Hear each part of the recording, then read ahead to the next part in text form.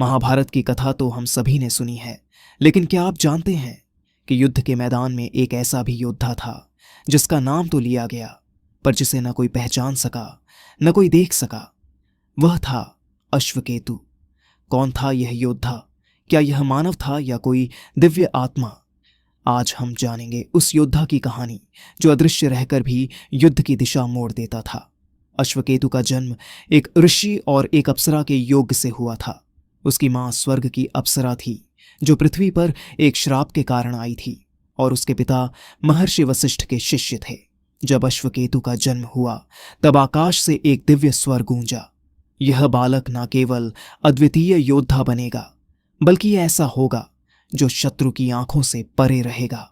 उसके शरीर में एक ऐसा तेज था कि कोई भी सामान्य व्यक्ति उसे अधिक देर तक देख नहीं सकता था। इसलिए आर्षियों ने उसे अदृश्यता का वरदान दिया। वह केवल तभी दिखेगा जब स्वयं भगवान उसकी उपस्थिति चाहेंगे। अश्वकेतु को गुरु परशुराम ने शस्त्र विद्या सिखाई। परशुराम ने उसे गुप्त अस्त्र दिए, जिनमें से एक था त्रिनेत्र बाण, जो एक ही समय में 3 दिशाओं में हमला कर सकता था।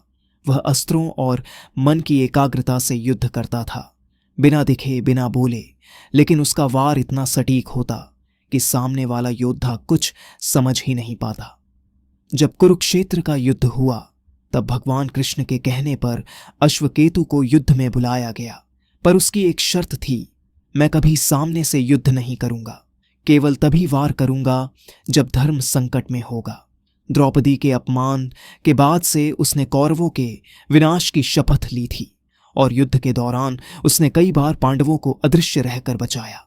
एक कथा में कहा गया है कि जब भीम और दुशासन आमने सामने थे, तभी किसी अदृश्य शक्ति ने दुशासन की एक रग काट दी, जिससे वह कमजोर हो गया। कुरुक्षेत्र के अंतिम दिन जब कर्ण और अर्जुन का महामुकाबला हुआ, तब एक क्षण ऐसा आया जब अश्वकेतु पहली और अंतिम बार प्रकट हुआ। वह कृष्ण के पीछे एक छाया की तरह खड़ा था। उसका चेहरा सूर्य के समान तेजस्वी था, आंखें अग्नि की तरह जल रही थीं। उसने सिर्फ एक शब्द कहा, धर्म को जीतना ही धर्म है, और फिर वह अदृश्य हो गया हमेशा के लिए। कुछ पुराणों में उल्लेख है कि अश्वकेतु मरा नहीं, बल्कि हिमालय के एक रहस्यमय लोक में तपस्या कर रहा है। कुछ साधु संतों का दावा है कि उन्होंने उसे ध्यान में देखा है। एक दिव्य योद्धा जो न दिखाई देता है, न बोलता है, लेकिन धर्म की रक्षा के लिए आज भी तैयार बैठा है। अश्वकेतु एक ऐसा योद्धा जिसे किसी ने देखा नहीं, पर जिसने युद्ध का रुख मोड़ा। क्या वह कल्पना है या किसी और लोक का सत्य? यह प्रश्न अब भी अनुत्तरित है, पर यदि धर्म संकट में होगा तो शायद वह फिर लौट आए।